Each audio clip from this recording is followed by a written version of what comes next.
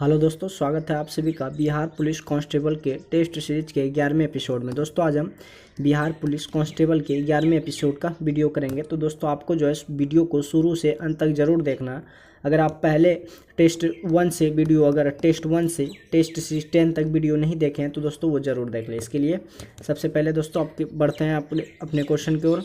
सबसे पहला जो क्वेश्चन है कि निम्नलिखित में कौन सा जो रबर है वो कौन सा रबर निम्नलिखित में कौन सा रबर के वल्केनाइजेशन में प्रयोग किया जाता है। निम्नलिखित में कौन सा जो है रबर के वल्केनाइजेशन में प्रयोग किया जाता है, यानी कि किस तत्व का, तो सल्फर का प्रयोग किया जाता है। रबर के वल्केनाइजेशन में किसका प्रयोग किया जाता है, सल्फर का प्रयोग किया जाता है। अगले क्वेश्चन की ओर बढ़ते हैं। अगला जो क्वेश्चन है कि आंख के किस भाग पर वस्तु का प्रतिबिंब बनता है। कह रहा है कि आंख के किस भाग पर वस्तु का प्रतिबिंब बनता है, तो आंख के दृष्टिपटल यानी कि रेटिना पर वस्तु का प्रतिबिंब बनता है। तो आपका ऑप्शन नंबर डी जो है बिल्कुल सही है। अगले क्वेश्चन की ओर बढ़ते हैं। कास्टिक सोडा का रासायनिक नाम क्या है, तो दोस्तों कास्टिक सोडा का जो रासायनिक नाम है सोडियम हाइड्रोक्साइड यानी कि NaOH सोडियम हाइड्रोक्साइड जो है कास्टिक सोडा का रासायनिक नाम है। तो आपका ऑप्शन नंबर सी जो है बिल्कुल करेक्ट है। अगले क्वेश्चन की ओर बढ़ते हैं। कह रहा है कि डिप्लोमिया नामक जो बीमारी होता है वो डिप्लोमिया नामक बीमारी जो होता है किस अंग से संबंधित है, तो डिप्लोमिया जो होता है वो अंग से संबंधित है। कह रहा है कि डिप्लोमिया नामक जो बीमारी है वो किस अंग से संबंधित है, तो आपका अंक, आपका ऑप्शन नंबर सी जो है बिल्कुल सही है। अगले क्वेश्चन की ओर बढ़ते हैं। कह रहा है कि स्याही बनाने में कौन सा अम्ल काम में आता है। कह रहा है स्याही बनाने में कौन सा अम्ल काम में आता है, तो आपका फ्यूमेरिक अम्ल स्याही बनाने में काम में आता है। स्याही बनाने में कौन सा अम्ल काम में आता है, तो आपका ऑप्शन नंबर डी जो है फ्यूमेरिक अम्ल जो है स्याही बनाने में काम आता है। अगले क्वेश्चन की ओर बढ़ते हैं। अगला जो क्वेश्चन है कि किसी निकाय के एक समान वृत्तीय गति में चलाने में लगने वाले आवश्यक नियत बल को क्या कहते हैं। आपका क्वेश्चन जो कह रहा है कि किसी निकाय के एक समान वृत्तीय गति में चलाने में लगने वाले आवश्यक नियत बल को अभिकेंद्रीय बल कहते हैं। जो केंद्र की ओर लगने वाले बल को क्या कहेंगे, अभिकेंद्रीय बल, जो कि आपका ऑप्शन नंबर बी जो है बिल्कुल करेक्ट है। अगले क्वेश्चन की ओर बढ़ते हैं। अगला क्वेश्चन सर्वोच्च न्यायालय के न्यायाधीश के रूप में योग होने के लिए एक व्यक्ति को उच्च न्यायालय में 10 वर्ष की न्यूनतम अवधि होनी चाहिए। तो कितने वर्ष, 10 वर्ष का दोस्तों उसको अनुभव होना चाहिए। सर्वोच्च न्यायालय के न्यायाधीश के रूप में योग होने के लिए व्यक्ति को उच्च न्यायालय में 10 वर्ष के लिए अनुभव होना जरूरी है। तो आपका ऑप्शन नंबर बी जो है बिल्कुल करेक्ट है। अगले क्वेश्चन की ओर बढ़ते हैं। कह रहा है कि किस तत्व का इलेक्ट्रॉनिक विन्यास 2, 8 और 5 है, तो दोस्तों आपको सबको ऐड कर लेना है तो 15 होता है। तो दोस्तों फास्फोरस, आपका ऑप्शन नंबर सी जो है कि फास्फोरस का जो इलेक्ट्रॉनिक विन्यास होता है 2, 8, 8 और 5 होता है। तो आपका ऑप्शन नंबर सी जो है बिल्कुल करेक्ट है। अगले क्वेश्चन की ओर बढ़ते हैं कि बर्फ पानी पर इसलिए तैरती है कि बर्फ का जो घनत्व होता है पानी के अपेक्षाकृत कम होता है। जो दोस्तों जिसका द्रव्यमान घनत्व कम होगा वही तैरने लगेगा। तो बर्फ का घनत्व कम होता है इसीलिए पानी के अपेक्षाकृत क्या होगा, कम होता है। पानी का घनत्व ज़्यादा होता है किसके थ्रू, बर्फ के अपेक्षा, इसीलिए बर्फ जो है पानी पर क्या करता है, तैरता है। अगले क्वेश्चन की ओर बढ़ते हैं। अगला जो क्वेश्चन है कि समुद्र में डूबी हुई वस्तु का पता लगाने के लिए किस यंत्र का प्रयोग किया जाता है, कि समुद्र में डूबी हुई वस्तु का पता लगाने के लिए सोनार का प्रयोग किया जाता है। तो आपका ऑप्शन नंबर ए जो है बिल्कुल करेक्ट है। अगले क्वेश्चन की ओर बढ़ते हैं। रामधारी सिंह दिनकर का जो जन्म हुआ था कहाँ हुआ था। रामधारी सिंह दिनकर का जन्म कहाँ हुआ था, तो आपका बेगूसराय में हुआ था। रामधारी सिंह का दिनकर का जन्म जो हुआ था वो बेगूसराय में हुआ था। अगले क्वेश्चन की ओर बढ़ते हैं। स्वर्ण सय पद पर तल कुठित उपरोक्त किसकी उक्ति है। कह रहा है कि आपका ऑप्शन जो है कि स्वर्ण सय पर पद तल लुंठित उपरोक्त किसकी उपरीत है, सुमित्रानंद पद की। तो आपका ऑप्शन नंबर बी जो है बिल्कुल करेक्ट है। अगले क्वेश्चन की ओर बढ़ते हैं। अगला जो क्वेश्चन आपके स्क्रीन पर कह रहा है कि न करीजी तन देत मृग नर धन हेतु समेत उपरोक्त दोहा किनकी है। न करीजी तन देत मृग नर धन हेतु समेत उपरोक्त दोहा किनकी है, तो आपका कबीर रहीम क्या है कि न करीजी तन देग मृत नर धन हेतु समेत उपरोक्त दोहा जो है वो कबीर रहीम जी की है। अगले क्वेश्चन की ओर बढ़ते हैं। अगला जो क्वेश्चन है कि राम राज्य में कौन सा समास है। राम राज्य में कौन सा समास है, तो तत्पुरुष समास है। राम राज्य में कौन सा समास है, तो आपका ऑप्शन नंबर सी जो है तत्पुरुष समास है। पतन का विपरीत शब्द क्या होगा, तो दोस्तों पतन का जो विपरीत शब्द होगा उत्थान होगा। आपका ऑप्शन नंबर 1 जो है पतन का विपरीत शब्द जो होता है वो उत्थान होता है। आपका ऑप्शन नंबर 1 जो है बिल्कुल सही है। अगले क्वेश्चन की ओर बढ़ते हैं। अगला जो क्वेश्चन है कि प्रत्यास्थता सीमा में अनुदैर्ध्य प्रतिबल एवं अनुदैर्ध्य विकृति के अनुपात को क्या कहते हैं। कह रहा है कि प्रत्यस्थता सीमा में अनुदैर्ध्य प्रतिबल एवं अनुदैर्ध्य विकृति के अनुपात को यंग गुणांक कहते हैं। यंग गुणांक जो होता है अनुदैर्ध्य प्रतिबल एवं अनुदैर्ध्य विकृति के अनुपात को यंग गुणांक कहा जाता है। आपका ऑप्शन नंबर 1 जो है बिल्कुल सही है। अगले क्वेश्चन की ओर बढ़ते हैं। कह रहा है कि एक लोलक का जो आयाम है ए है, एक पूर्ण दोलन करने में तय की गई दूरी का मान कितना होगा। आपका जो क्वेश्चन है कि एक लोलन का आयाम ए है, एक पूर्ण दोलन करने में तय की गई दूरी का मान कितना होगा, तो आपका ऑप्शन नंबर ए जो है 4A होगा। एक लोलक का जो आयाम है ए है तथा पूर्ण दोलन करने में तय की गई दूरी का जो मान हो जाएगा, आपका ऑप्शन नंबर 1 जो है बिल्कुल सही है। अगले क्वेश्चन की ओर बढ़ते हैं। अगला जो क्वेश्चन है कि सरल लोलक के आवर्तकाल एवं लोलक की लंबाई के बीच ग्राफ होता है, कैसा ग्राफ होता है, तो परवलयाकार ग्राफ होता है। सरल लोलक के आवर्तकाल एवं लोलक की लंबाई के बीच जो ग्राफ होता है वो परवलयाकार होता है। तो आपका ऑप्शन नंबर डी जो है बिल्कुल सही है। कह रहा है सुबुक्तिन निम्नलिखित में किसका गुलाम था। सुबुक्तिन जो था वो किसका गुलाम था, तो अल्पतगीन था। अल्पतगीन का गुलाम था। किसका गुलाम था, सुबुक्तिन जो था वो अल्पतगीन का गुलाम था। अगले क्वेश्चन की ओर बढ़ते हैं। कह रहा है कि 1 मीटर लंबे सरल लोलक का जो आवर्तकाल लगभग कितना होता है। कह रहा है कि 1 मीटर लंबे सरल लोलक का आवर्तकाल जो हो जाएगा वो 2 सेकंड हो जाएगा। 1 मीटर लंबे सरल लोलक का आवर्तकाल कितना होता है, लगभग कितना होता है, 2 सेकंड होता है। नेक्स्ट क्वेश्चन की ओर बढ़ते हैं। कह रहा है कि दंत चिकित्सक दांतों की आवर्धित प्रतिबिंब देखने के लिए किस दर्पण के उपयोग करते हैं, तो अवतल दर्पण का उपयोग करते हैं। दंत चिकित्सक को बड़ा देखने के लिए, दांत को बड़ा देखने के लिए अवतल दर्पण का प्रयोग किया जाता है। तो आपका ऑप्शन नंबर सी जो है बिल्कुल सही है। अगले क्वेश्चन की ओर बढ़ते हैं कि बल एवं विस्थापन दोनों सदिश है, तो कार्य जो बल और विस्थापन का गुणनफल हुआ वही क्या है, अदिश राशि है।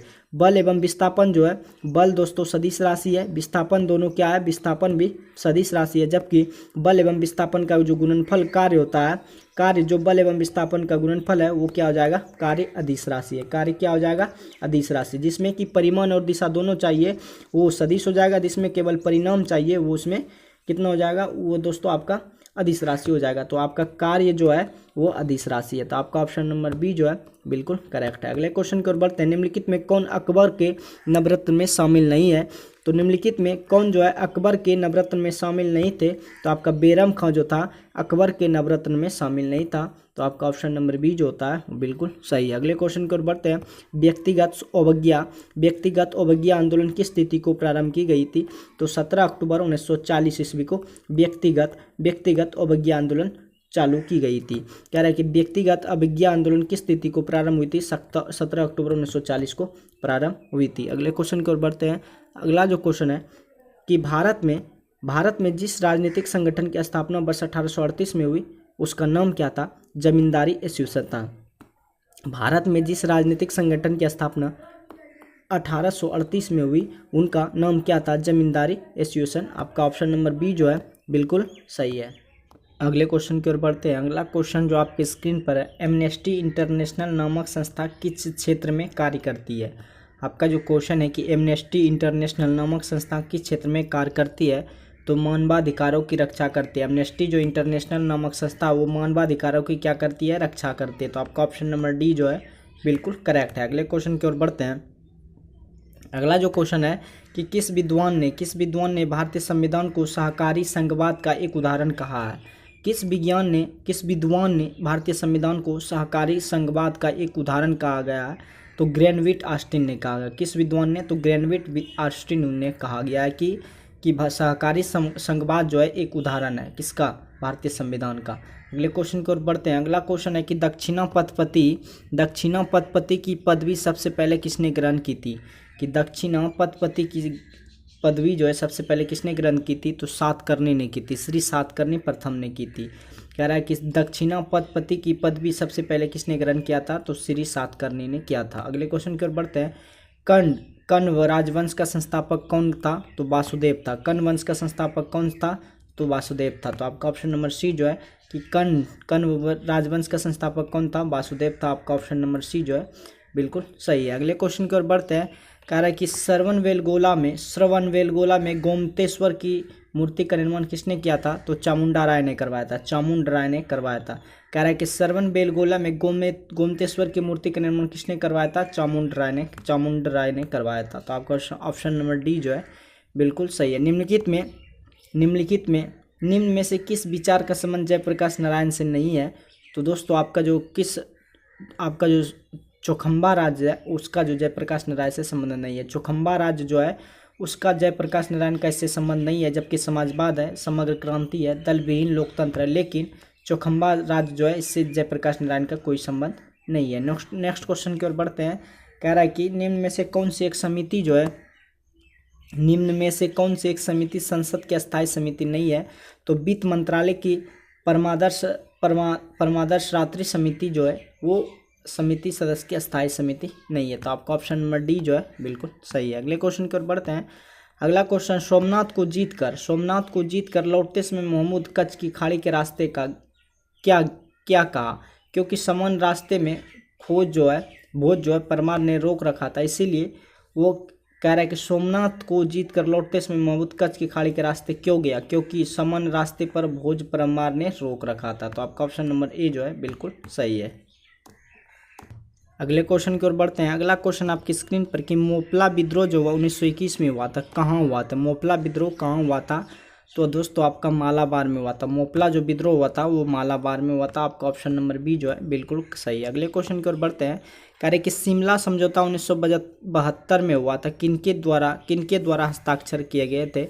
तो इंदिरा गांधी एवं जुल्फिकार अली भुट्टो के द्वारा किया गया था। ऑप्शन आपका जो क्वेश्चन है कि शिमला समझौता जो हुआ था किनके द्वारा हस्ताक्षर किया गया? तो इंदिरा गांधी एवं जुल्फिकार अली भुट्टो के द्वारा हस्ताक्षर किया गया था। अगले क्वेश्चन की ओर बढ़ते हैं। अगला जो क्वेश्चन आपके स्क्रीन पर कि निम्नलिखित में कौन सी जो पहाड़ी है, निम्नलिखित में किन पहाड़ियों पर उष्णकटिबंधीय सदाबहार वन पाए जाते हैं? तो नीलगिरी पहाड़ियों पर उष्णकटिबंधीय सदाबहार वन पाए जाते हैं।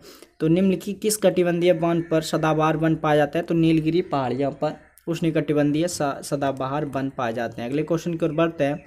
अगला जो क्वेश्चन है कि निम्नलिखित में से लेटेराइट मिट्टी कहाँ पाई जाती है? निम्नलिखित में लेटेराइट मिट्टी कहाँ पाई जाती है? तो आपका तमिलनाडु में भी पाया जाता है, कर्नाटक में भी और उड़ीसा में। तो आपका ऑप्शन नंबर डी जो है कि उपयुक्त सभी जगह पे लेटेराइट मिट्टी पाई जाती है। तो आपका ऑप्शन नंबर डी जो है बिल्कुल सही है। अगले क्वेश्चन की ओर बढ़ते हैं। अगला जो क्वेश्चन आपके स्क्रीन पर कि सिंधु गंगा के मैदान की नई जलोढ़ मिट्टी को किस नाम से जाना जाता है? सिंधु गंगा के मैदान को नई जलोढ़ मिट्टी को किस नाम से जाना जाता है? तो आपको खादर के नाम से जाना जाता है। तो आपका ऑप्शन नंबर ए जो है बिल्कुल सही है। अगले क्वेश्चन की ओर बढ़ते हैं। अगला जो क्वेश्चन है कि बाघ परियोजना कब आरंभ की गई थी? बाघ परियोजना जो है कब आरंभ की गई थी? तो 1973 ईस्वी में, जब रेगुलेटिंग एक्ट लागू किया गया था 1973 में। उसी तरह 1973 में दोस्तों बाघ परियोजना चालू किया गया था। अगले क्वेश्चन की ओर बढ़ते हैं। भारत में यूरेनियम कहाँ पाया जाता है? भारत में यूरेनियम कहाँ पाया जाता है? तो सिंहभूम में पाया जाता है। भारत में यूरेनियम कहाँ पाया जाता है? सिंहभूम में पाया जाता है। अगले क्वेश्चन की ओर बढ़ते हैं। कह रहा है निम्नलिखित पर विचार कीजिए। कह रहा है कि उपयुक्त का उत्तर से दक्षिण की ओर सही अनुक्रम कौन सा है? तो आपका दोस्तों आपका जो ऑप्शन है कि महादेव पहाड़ियाँ, सहारी पर्वत और सतपुड़ा पर्वत श्रेणी। तो आपका ऑप्शन नंबर सी नंबर जो है, पहले है महादेव पहाड़ी, उसके बाद सहारी पर्वत, उसके बाद सतपुड़ा पर्वत श्रेणी। तो आपका ऑप्शन नंबर सी जो है बिल्कुल सही है। अगले क्वेश्चन की ओर बढ़ते हैं। अगला क्वेश्चन आपके स्क्रीन पर जनगणना 2011 के अनुसार भारत के निम्नलिखित राज्यों में से किसकी जनसंख्या उत्तर प्रदेश के बाद सबसे अधिक है? तो सबसे पहले जो आपका उत्तर प्रदेश है और सेकंड स्थान पर जो आपका महाराष्ट्र है। जनगणना 2011 के अनुसार भारत के निम्नलिखित राज्यों में से किसकी जनसंख्या उत्तर प्रदेश के बाद सबसे अधिक है? तो महाराष्ट्र का है। कहाँ का? महाराष्ट्र का। ऑप्शन नंबर बी जो है बिल्कुल सही है। अगले क्वेश्चन की ओर बढ़ते हैं। अगला क्वेश्चन कह रहा है कि 10 डिग्री चैनल पृथक करता है किसको? यानी कि 10 डिग्री चैनल अलग करता है किसको? अंडमान को निकोबार द्वीप से अलग करता है 10 डिग्री चैनल। अगले क्वेश्चन की ओर बढ़ते हैं। अगला जो क्वेश्चन है कि ब्रह्मपुत्र नदी तिब्बत में किस नाम से जानी जाती है? कि ब्रह्मपुत्र नदी जो है तिब्बत में किस नाम से जानी जाती है? तो सांगपो नाम से जानी जाती है। ब्रह्मपुत्र नदी जो है तिब्बत में किस नाम से जानी जाती है? तो आपका सांगपो नदी से नाम से जानी जाती है। अगले क्वेश्चन की ओर बढ़ते हैं। अगला जो क्वेश्चन है कि इनमें पंचायत समिति का कौन सा अंग है? इनमें पंचायत समिति का अंग कौन सा है? तो आपका प्रमुख जो है पंचायत समिति का अंग है। इनमें से कौन पंचायत समिति का अंग है? तो आपका ऑप्शन नंबर डी जो है प्रमुख जो है पंचायत समिति का प्रमुख अंग है। अगले क्वेश्चन की ओर बढ़ते हैं। अगला जो क्वेश्चन आपके स्क्रीन पर कि किसी विशेष वर्ग या समूह के हितों को बढ़ावा देने वाले संगठन को किस नाम से पुकारा जाता है या जाना जाता है? तो हित समूह के नाम से जाना जाता है। किसी विशेष वर्ग या समूह के हितों को बढ़ावा देने वाले संगठन को किस नाम से जाना जाता है? तो हित समूह के नाम से जाना जाता है। अगले क्वेश्चन की ओर बढ़ते हैं। अगला क्वेश्चन जो है कि सर्वोच्च न्यायालय ने किस मुकदमे में यह बनाए रखा कि प्रस्तावना संविधान का भाग नहीं है? तो बेरूबारी मुकदमा में। आपका जो क्वेश्चन कि सर्वोच्च न्यायालय ने किस मुकदमे में यह बनाए रखा कि प्रस्तावना संविधान का भाग नहीं है? तो बेरूबारी मुकदमा में। तो आपका ऑप्शन नंबर 1 जो है बिल्कुल सही है। अगले क्वेश्चन की ओर बढ़ते हैं। संयुक्त राष्ट्र संघ की राजकाज की भाषाएं क्या है? संयुक्त राष्ट्र संघ की राजकाज की भाषाएं क्या है? तो अंग्रेजी और फ्रेंच है। अंग्रेजी और फ्रेंच है। संयुक्त राष्ट्र संघ की राजकाज की भाषाएं कौन सी है? तो अंग्रेजी और फ्रेंच है, जो कि आपका ऑप्शन नंबर बी जो है बिल्कुल सही है। अगले क्वेश्चन की ओर बढ़ते हैं। संयुक्त राष्ट्र यूएन की स्थापना किस दिन हुई थी? संयुक्त राष्ट्र यूएन की स्थापना किस दिन हुई थी? 24 अक्टूबर 1945 ईस्वी को। 24 अक्टूबर 1945 को संयुक्त राष्ट्र संघ यूएन की स्थापना की गई थी। आपका ऑप्शन नंबर बी जो है बिल्कुल करेक्ट है। अगले क्वेश्चन की ओर बढ़ते हैं। अगला जो क्वेश्चन आपकी स्क्रीन पर, how to avoid a climate disaster पुस्तक के लेखक कौन? How to avoid a climate disaster पुस्तक के लेखक कौन है? How to avoid a climate disaster पुस्तक के लेखक कौन थे? बिल गेट्स है। कौन है? Bill Gates. आपका ऑप्शन नंबर बी जो है बिल्कुल सही है। अगले क्वेश्चन की ओर बढ़ते हैं। अगला जो क्वेश्चन है कि निम्नलिखित में कौन सा कथन सही नहीं है? तो आपका ऑप्शन इसमें जो बी नंबर है कि आरबीआई की स्थापना 1949 में हुआ था, ये बिल्कुल गलत है।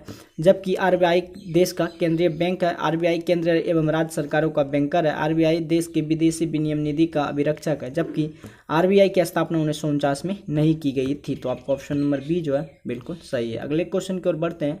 अगला जो क्वेश्चन है कि निम्नलिखित में कौन सा पौधा जो है, निम्नलिखित में कौन से पौधे के तने के माध्यम से प्रजनन करता है? निम्नलिखित में कौन से पौधे के तने के माध्यम से प्रजनन करता है? तो गुलाब जो है तने के माध्यम से प्रजनन करता है। तो आपका ऑप्शन नंबर डी जो है बिल्कुल सही है। अगले क्वेश्चन की ओर बढ़ते हैं। National stock exchange of India के प्रवर्तक कौन है? तो भारतीय state bank, LIC, GIC, IDBI भी ये सब भारतीय national stock exchange of India के प्रवर्तक है। तो आपका ऑप्शन नंबर डी जो है बिल्कुल सही है। इनमें से कौन सी नदी सबसे लंबी नदी है जिसका उद्गम भारत में है? तो गंगा का। निम्नलिखित में कह रहा है कि इनमें से कौन सी सबसे लंबी नदी है जिसका उद्गम भारत में है? तो आपका ऑप्शन नंबर डी जो है गंगा का उद्गम भारत में सबसे लंबा। अगले क्वेश्चन की ओर बढ़ते हैं। CAO का यू यानी कि परमाणु द्रव्यमान, इसका क्या होगा? तो CAU का परमाणु द्रव्यमान जो होगा दोस्तों वो कितना हो जाएगा? 56 हो जाएगा। CA का दोस्तों होता है 40, जबकि ऑक्सीजन का होता है 16। तो 40 में 56 ऐड करेंगे तो आपका 56 CAU का परमाणु द्रव्यमान हो जाएगा। तो आपका ऑप्शन नंबर बी जो है बिल्कुल सही है। अगले क्वेश्चन की ओर बढ़ते हैं। अगला क्वेश्चन कि धोबन सोडा का रासायनिक सूत्र क्या है? धोबन सोडा यानी कि धोने वाले सोडा का रासायनिक सूत्र जो है Na2CO3 × 10S2 हो, जबकि खाने वाला सोडा को NaHCO3 होता है, लेकिन धोबन सोडा Na2CO3 × 10S2 होता है। तो आपका ऑप्शन नंबर 1 जो है बिल्कुल सही है। अगले क्वेश्चन की ओर बढ़ते हैं। अगला जो क्वेश्चन है कि भारतीय रिजर्व बैंक में ओपन मार्केट ऑपरेशन से क्या आशय है? कि भारतीय रिजर्व बैंक के ओपन मार्केट ऑपरेशन से क्या आशय है? तो विदेशी मुद्रा को क्या करना दोस्तों? सिक्योरिटीज में व्यापार करना। भारतीय रिजर्व बैंक को ओपन मार्केट ऑपरेशन से आशय है कि सिक्योरिटी में क्या करना? व्यापार करना। तो आपका ऑप्शन नंबर सी जो है बिल्कुल करेक्ट है। अगले क्वेश्चन की ओर बढ़ते हैं। भारत निम्नलिखित में कौन से बॉन्ड द्वारा भारतीय संस्थान विदेशी बाजारों से विदेशी मुद्रा की बजाय रुपये में पैसा जुटा सकते हैं? कह रहा है कि निम्नलिखित में कौन से बॉन्ड द्वारा भारतीय संस्थान विदेशी बाजारों से विदेशी मुद्रा की बजाय रुपये में पैसा जुटा सकता है? तो आपका मसाला जो बॉन्ड है वो रुपये से पैसा में जुटा सकता है। तो आपका ऑप्शन नंबर बी जो है बिल्कुल सही है। अगले क्वेश्चन की ओर बढ़ते हैं। अगला क्वेश्चन आपकी स्क्रीन पर, अगला जो क्वेश्चन है कि ग्रैंड स्लैम शब्द डैश से संबंधित है? ग्रैंड स्लैम शब्द जो है डैश से संबंधित है। तो ग्रैंड स्लैम शब्द जो है लॉन टेनिस से संबंधित है। तो आपका ऑप्शन नंबर 1 जो है बिल्कुल करेक्ट है। अगले क्वेश्चन की ओर बढ़ते हैं। कह रहा है कि स्टार्च में आयोडीन डालने पर उसका रंग कैसा पड़ जाता है? तो स्टार्च में अगर आप आयोडीन डालते हैं तो उसका रंग क्या हो जाता है? नीला हो जाता है। स्टार्च में आयोडीन मिलाने पर उसका रंग क्या हो जाता है? नीला हो जाता है। अगले क्वेश्चन की ओर बढ़ते हैं। जो किसी की उपकार न माने उसे क्या कहते हैं? जो किसी की उपकार न माने उसे क्या कहते हैं? उसे कृतज्ञ कहते हैं। जो किसी की उपकार न माने उसे कृतज्ञ कहते हैं। तो आपका ऑप्शन नंबर सी जो है बिल्कुल सही है। नेक्स्ट क्वेश्चन की ओर बढ़ते हैं। राम खाना खाएगा, राम खाना खाएगा, इस वाक्य का कर्मवाच्य रूप क्या है? तो दोस्तों राम खाना खाएगा, तो इसका जो कर्मवाच्य है कि राम के द्वारा खाना खाया जाएगा। राम के द्वारा क्या किया जाएगा? खाना खाया जाएगा। तो आपका ऑप्शन नंबर ए जो है बिल्कुल सही है। अगले क्वेश्चन की ओर बढ़ते हैं। कुत्ते ने बिल्ली को मारा, इस वाक्य में बिल्ली को कौन सा कारक है? कुत्ते ने बिल्ली को मारा, कुत्ते ने बिल्ली को मारा का कौन सा कारक है? तो दोस्तों कुत्ते ने बिल्ली को मारा, बिल्ली को कौन सा कारक समाप्त है? तो कर्म कारक है। कौन सा है? कर्म कारक। आपका ऑप्शन नंबर बी जो है बिल्कुल सही है। इनमें विशेषण कौन है? इनमें कौन विशेषण है? तो आपका जो है गोल जो है वो विशेषण है। इनमें से गोल जो है वो क्या है? विशेषण है। तो आपका ऑप्शन नंबर डी जो है बिल्कुल करेक्ट है। अगले क्वेश्चन की ओर बढ़ते हैं। फरवरी 2023 में तुर्की और सीरिया में आए विनाशकारी भूकंप में भारत सरकार की तुर्की की मदद के लिए कौन से ऑपरेशन का चलाया गया था? तो ऑपरेशन दोस्त चलाया गया था। फरवरी 2023 में तुर्की और सीरिया में आए विनाशकारी भूकंप में भारत सरकार के तुर्की की मदद के लिए कौन सा ऑपरेशन चलाया गया था? तो ऑपरेशन दोस्त चलाया गया था। आपका ऑप्शन नंबर सी जो है बिल्कुल करेक्ट है। अगले क्वेश्चन की ओर बढ़ते हैं। अगला जो क्वेश्चन है कि निम्न कण एक ही गतिज ऊर्जा के साथ चल रहे, उनमें से सबसे अधिक संवेग किसका है? तो अल्फा कण का संवेग सबसे अधिक होता है। निम्न कण एक ही गतिज ऊर्जा के साथ चल रहे, उनमें से सबसे अधिक संवेग किसका है? तो अल्फा कण का संवेग सबसे अधिक है। तो आपका ऑप्शन नंबर डी जो है बिल्कुल सही है। अगले क्वेश्चन की ओर बढ़ते हैं। जंगरोधी जो इस्पात है, जंगरोधी इस्पात के निर्माण में इस्पात का मिश्रात्वन किससे होता है? तो क्रोमियम और निकेल का होता है। जंगरोधी इस्पात जो होता है कि निर्माण में इस्पात का मिश्रात्वन किस में होता है? क्रोमियम और निकेल का होता है। तो आपका ऑप्शन नंबर सी जो है बहुत बिल्कुल सही है। अगले क्वेश्चन की ओर बढ़ते हैं।